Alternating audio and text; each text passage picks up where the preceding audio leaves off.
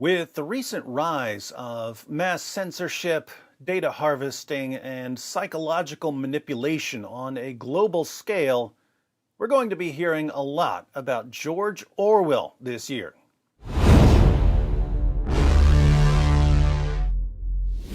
Big Brother, Thought Crime, Thought Police, Room 101, 2 plus 2 equals 5, George Orwell. 1984 was published in 1949, but 5 years earlier, Orwell wrote a letter to Noel Wilmot about the global rise of totalitarianism, and he discusses the concerns that eventually led him to write the ultimate warning novel. Since everything that's happening all around us is conclusive proof that Orwell's warning has not been heeded, this is a good time to start from the beginning and remind ourselves that even though the world has changed a lot in the past 77 years, people's obsession with controlling us has not. Let's have a look at this letter. The most important parts are towards the end, but the letter isn't terribly long, so we'll go ahead and read all of it. Dear Mr. Wilmot, many thanks for your letter. You ask whether totalitarianism, leader worship, etc. are really on the upgrade, and instance the fact that they are not apparently growing in this country and the USA. So, Orwell had been warning about some dangerous trends. Mr. Wilmot wrote him a letter saying, well, I don't see these trends in the United States or Great Britain, so maybe you're exaggerating the problem. I must say I believe, or fear, that taking the world as a whole, these things are on the increase. Hitler, no doubt, will soon disappear. Good call. This was written before D-Day. Hitler, no doubt, will soon disappear, but only at the expense of strengthening A. Stalin, check, B. the Anglo-American millionaires, check, and C. all sorts of petty Führers of the type of de Gaulle. Charles de Gaulle was a French military officer who refused to accept the armistice with Germany. He went to Great Britain and led the Free France movement. He was popular enough among the French for leading the resistance that he was later elected President of France.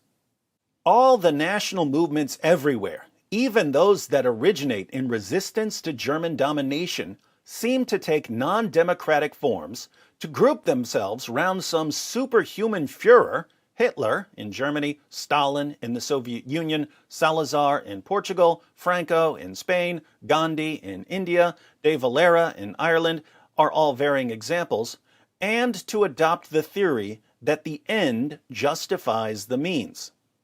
So here's the pattern that Orwell sees. People come to fear some threat from some enemy, and they rally around some leader who's going to rescue them from the enemy.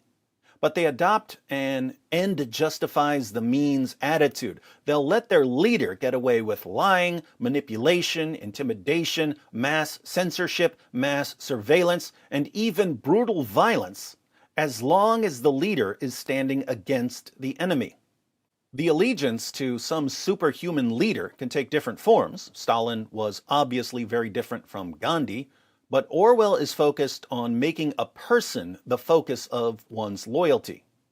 Everywhere, the world movement seems to be in the direction of centralized economies which can be made to work in an economic sense, but which are not democratically organized and which tend to establish a caste system. A centralized economy is an economy that's controlled by some central authority, usually the government, rather than by market forces. Orwell was a democratic socialist. He thought the economy should be controlled, but controlled by the people, not by leaders who are going to use their position for their own economic advantage. Animal Farm, the most epic smackdown of Soviet-style socialism ever, was published a year after Orwell wrote this letter.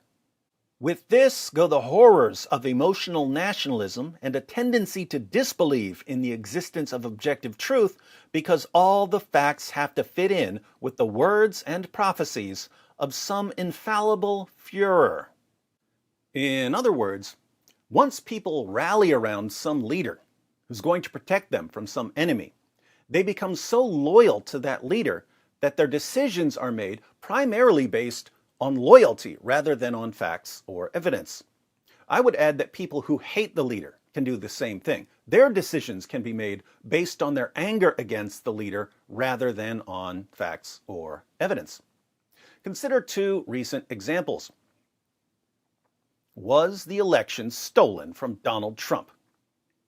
You can put the exact same evidence in front of someone who loves Trump and someone who hates Trump, and the person who loves Trump will say, yes, the election was clearly stolen from Donald Trump, while the person who hates Trump will say, no, Joe Biden won fair and square.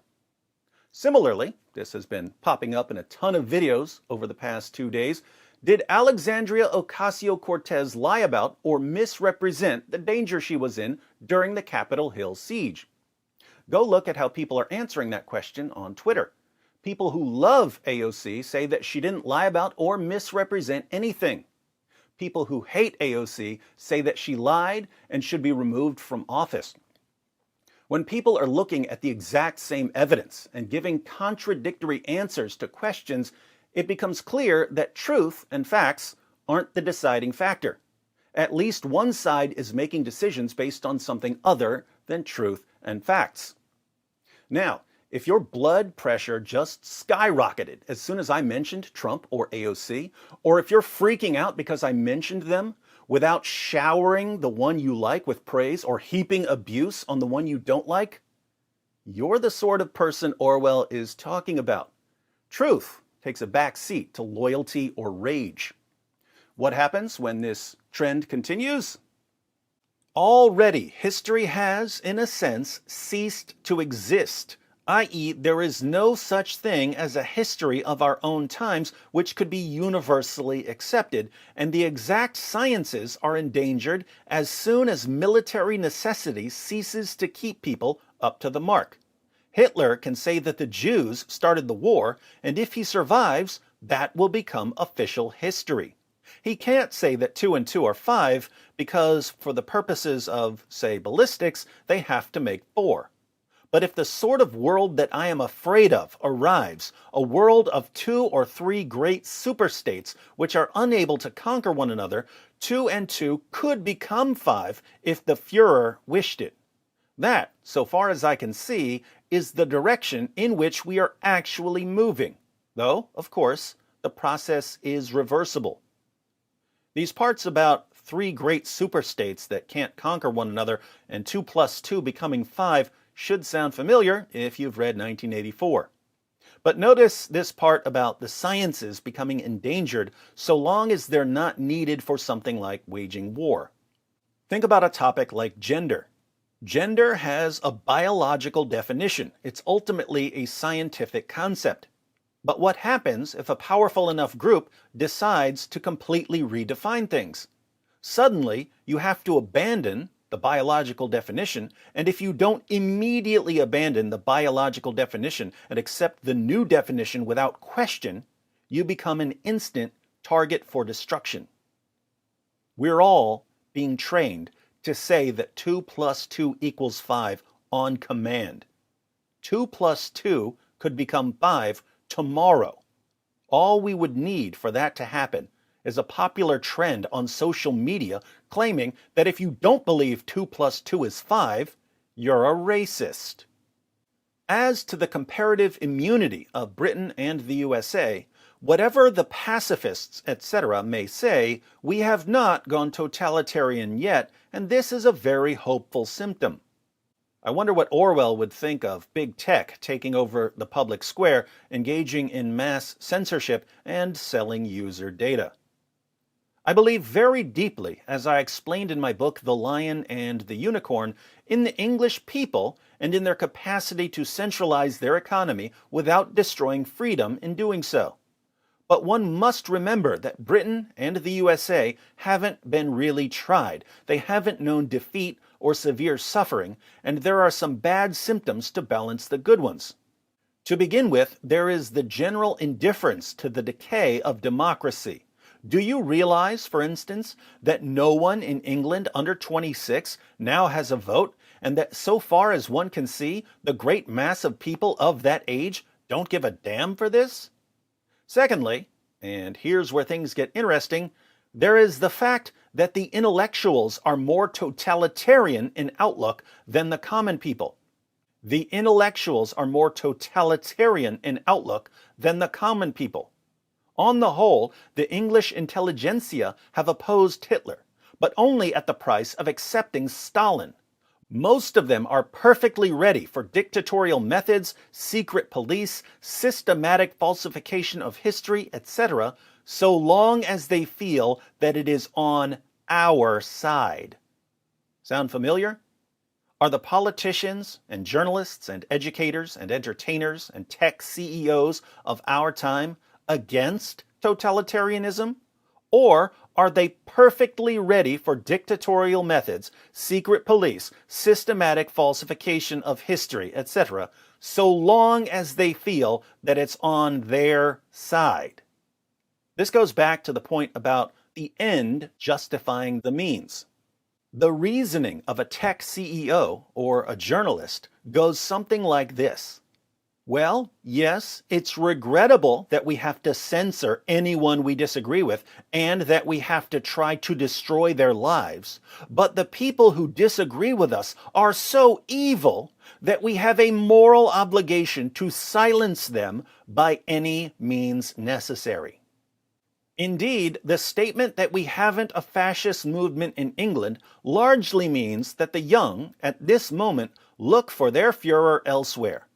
One can't be sure that that won't change, nor can one be sure that the common people won't think 10 years hence as the intellectuals do now. I hope they won't. I even trust they won't. But if so, it will be at the cost of a struggle. If one simply proclaims that all is for the best and doesn't point to the sinister symptoms, one is merely helping to bring totalitarianism nearer. And here we're starting to see why he wrote 1984. If you don't point to the symptoms, if you don't expose what's going on, you're helping to bring totalitarianism nearer. You also ask, if I think the world tendency is towards fascism, why do I support the war? It is a choice of evils. I fancy nearly every war is that. I know enough of British imperialism not to like it, but I would support it against Nazism or Japanese imperialism as the lesser evil. Similarly, I would support the USSR against Germany because I think the USSR cannot altogether escape its past and retains enough of the original ideas of the revolution to make it a more hopeful phenomenon than Nazi Germany. I think, and have thought ever since the war began in 1936 or thereabouts, that our cause is the better. But we have to keep on making it the better, which involves constant criticism. Yours sincerely, George Orwell. Our cause is better, but we have to keep making it better, and this involves constant criticism. We have to criticize dangerous trends in our own nations, in our own groups, among adherents of our own ideologies. Notice the obvious difference between, on the one hand, constant criticism for the sake of making your cause better, and, on the other hand, the sort of leader worship or ideology worship that conditions people to have an emotional outburst whenever the leader or the ideology is criticized in any way. Silencing critics clears the path to totalitarianism. And that's why the most dangerous leaders and ideologies don't just demand unquestioning obedience from their followers, but must also silence their opponents through censorship, intimidation, and violence. For more insights from George Orwell, be sure to watch my video, Orwell's Review of Hitler's Mein Kampf, a lesson for today. It'll help you help others resist the forces that are obsessed with controlling you and everyone around you.